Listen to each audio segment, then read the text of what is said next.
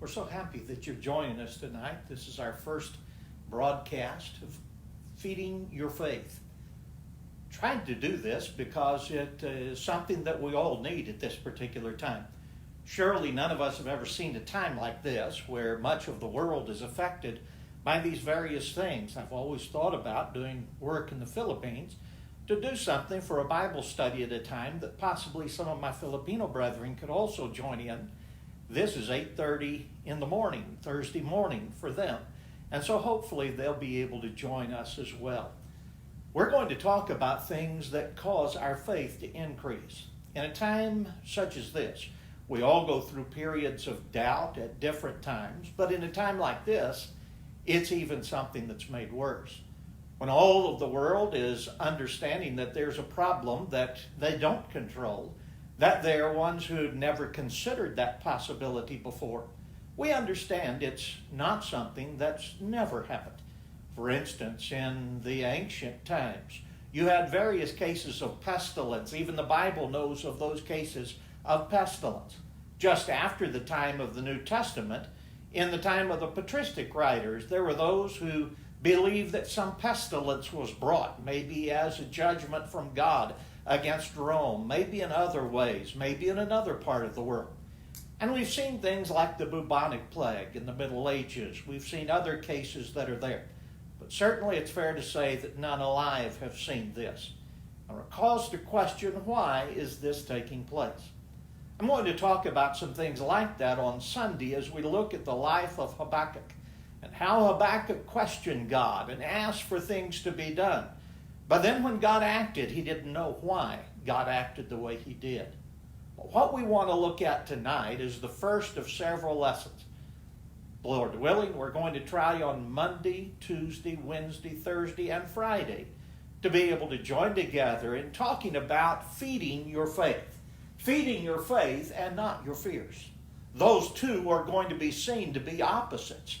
We don't feed our faith in the same way we feed our fears. And when we feed our fears, we're getting away from that which is needed for our faith. When we look at faith, faith and doubt are obviously opposites. In Mark chapter 9 and in verse 17 beginning, it said, "Then one of the crowd answered and said, 'Teacher, I brought you my son who has a mute spirit. And wherever it seizes him, it throws him down. He foams at the mouth, gnashes his teeth, and becomes rigid. So I spoke to your disciples that they should cast it out, but they could not.' He answered him and said, 'O faithless generation, how long shall I be with you? How long shall I bear with you? Bring him to me.' Then they brought him to him, and when he saw him, immediately the spirit convulsed him. And he fell on the ground and wallowed, foaming at the mouth. So he asked his father, 'How long has it been happening to him?' And he said, 'From childhood. And often he has thrown him both into the fire and into the water to destroy him. But if you can do anything, have compassion on us and help us.'" Now notice this. Jesus said to him, "If you can, all things are possible to him who believes."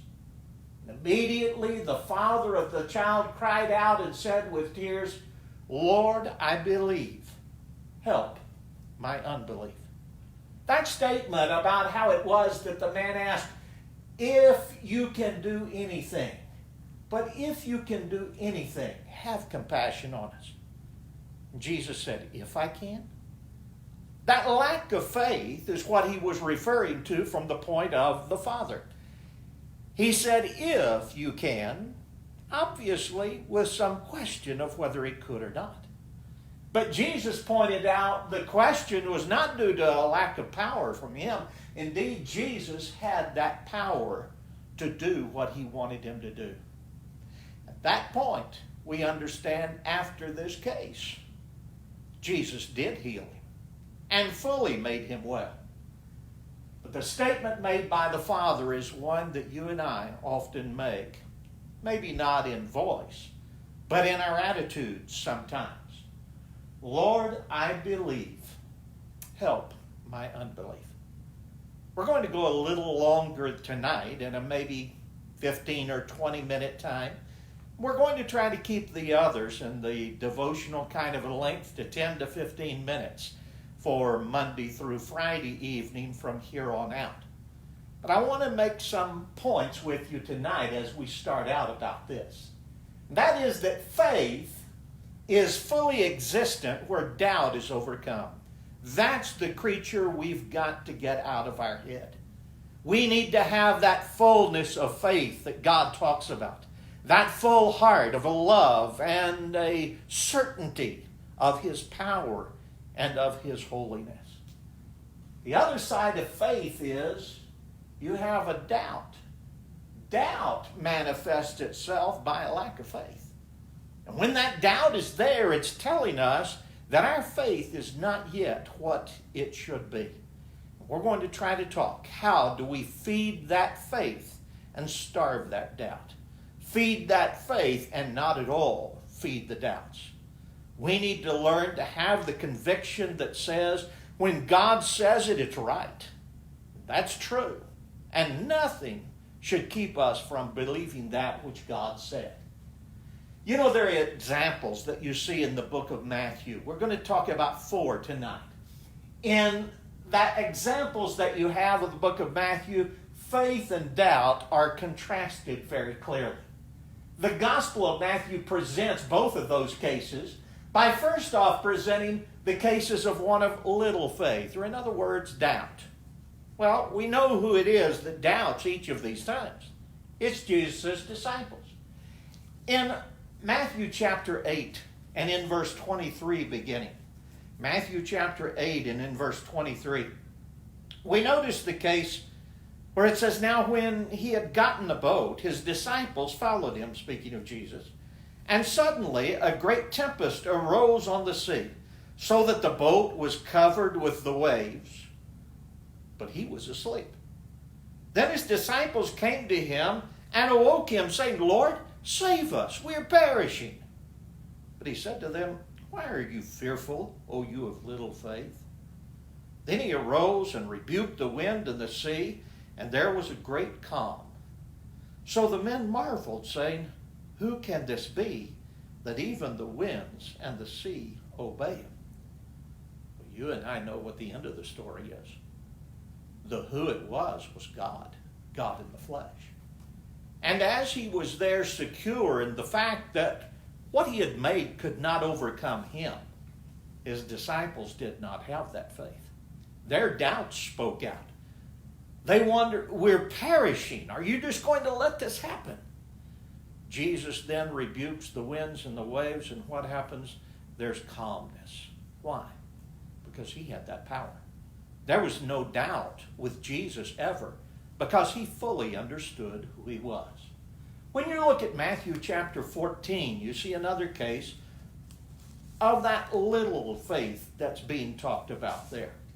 In Matthew chapter 14, let's notice something beginning, if we will, from verse 25, as we talk about another case where Peter is one that sinks due to that lack of faith that he manifests. In Matthew chapter 14 and in verse 25, it says this, then she came now and worshipped him, saying, Lord, help me.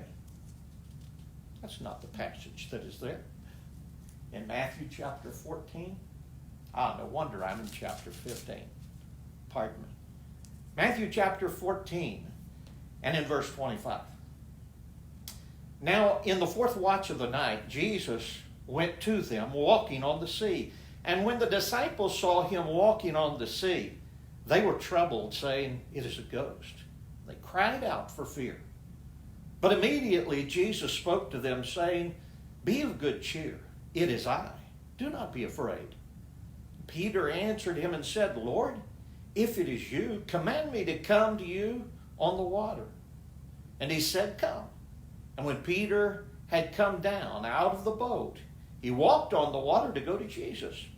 But when he saw that the wind was boisterous, he was afraid and began to sink. He cried out, saying, Lord, save me.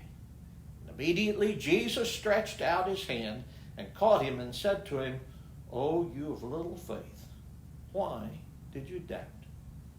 Jesus recognized the problem with Peter was a problem of doubt. You see, as long as he kept his focus on the Lord, and he noted the fact of what he was doing, he was walking on the water. But when he changed his focus away from the Lord and to the problems that were there, what did he feed? He didn't feed his faith. He fed his doubts. And as he fed his doubts, God could not work that power that established the truth of his word when Peter was manifesting that doubt. Instead, Peter began to sink. On the other side of that, though, you see the cases of great faith in the book of Matthew. It's always interesting to me that you see two of them as well. Neither one of them are from the Jews, God's chosen people at that time. They had left him, wandered away from faith. And now, time and time again, what you see is they are ones of a lack of faith. And others manifest that greatness of faith. In Matthew chapter 8, let's turn back there a moment if we can. In Matthew chapter 8, we'll go back to verse 5. It says, "When Jesus had entered Capernaum, a centurion came to him, pleading with him, saying, 'Lord, my servant is lying at home paralyzed, dreadfully tormented.' Jesus said to him, 'I will come and heal him.' The centurion answered and said, 'Lord, I am not worthy that you should come under my roof, but only speak a word, and my servant will be healed. For I also am a man under authority, having soldiers under me. And I say to this one, go, and he goes. And to another, come, and he comes. And to my servant, do this, and he does it.' When Jesus heard it, he marveled and said to those who followed, 'Assuredly I say to you, I have not found such great faith, no, not even in Israel. And I say to you that many will come from the east and the west and sit down with Abraham, Isaac, and Jacob in the kingdom of heaven. But the sons of the kingdom will be cast out into outer darkness. There will be weeping and gnashing of teeth.' Then Jesus said to the centurion, 'Go your way, and as you have believed, so let it be done for you.' And his servant was healed that same hour." What happened? Jesus wanted to manifest the fact that faith had its reward. That there was something that took place because of faith, a dependence, a belief that God could do anything. And that absolute trust that depended upon him to do it, Jesus said, "Let it be done according to your faith." Just like you've believed, let that same thing happen. And what happened? He was healed at that very time. Why? Because he had no doubt that Jesus had that power. One more. The Canaanitish woman in chapter 15. In Matthew chapter 15, turn again there, and let's notice this woman and how it is that she had such great faith as Jesus talks about it. In Matthew chapter 15, we'll notice in verse 21 beginning. It says, "And Jesus went out from there and departed to the region of Tyre and Sidon. And behold, a woman of Canaan came from the region and cried out to him, saying, 'Have mercy on me, O Lord, Son of David. My daughter is severely demon-possessed.' But he answered her not a word. And his disciples came and urged him, saying, 'Send her away, for she cries out after us.' But he answered and said, 'I was not sent except to the lost sheep of the house of Israel.' Then she came and worshipped him, saying, 'Lord, help me.' But he answered her and said, 'It is not good to take the children's bread and throw it to the little dogs.' And she said, 'Yes, Lord, yet even the little dogs eat the crumbs which fall from their master's table.' Then Jesus answered and said to her, 'O woman, great is your faith. Let it be to you as you desire.'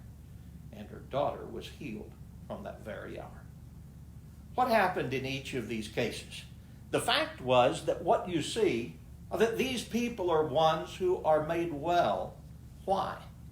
Because Jesus saw the fact that they manifest a certain kind of faith. Faith had a reward in that way. And there was a recognition that when they struggled and had that faith, even despite the fact that they had not received all of the revelation that Israel had, they were ones who showed something that Jesus wanted to commend. There was a man back there, Lord, I believe. Help my unbelief. They had had that unbelief purged. They had that faith fed. And it was overcoming in its faith because they recognized what they needed to be before Jesus. I want to notice that tomorrow night we'll begin with a problem of doubt. What is the problem that exists with doubt? Why is it so much of a problem?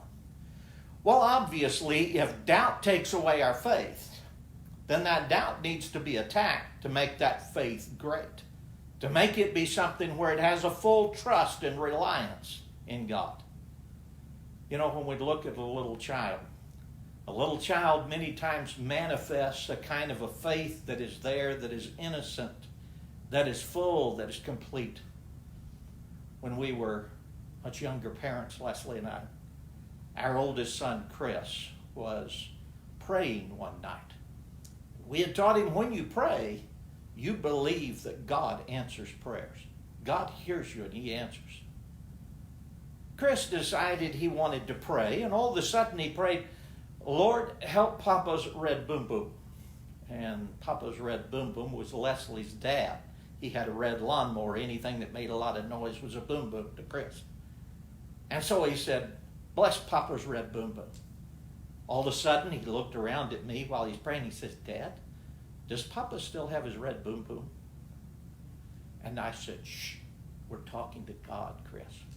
And he said, does Papa still have his red boom boom?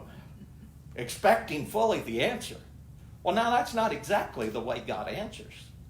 But I appreciated that fact of a childlike trust who said, I believe that God answers prayers, and was just waiting to hear. We're going to talk about the problem of doubt taking away that faith. And not being like a little child that's innocent and knows that that Father can give. When we have that faith return to recognize the greatness and the grandeur and the awe of God, we see the great faith that we can have, not because of us, but because we understand who he is. I hope you'll join us again tomorrow night as we talk about feeding your faith and not your doubt. God bless.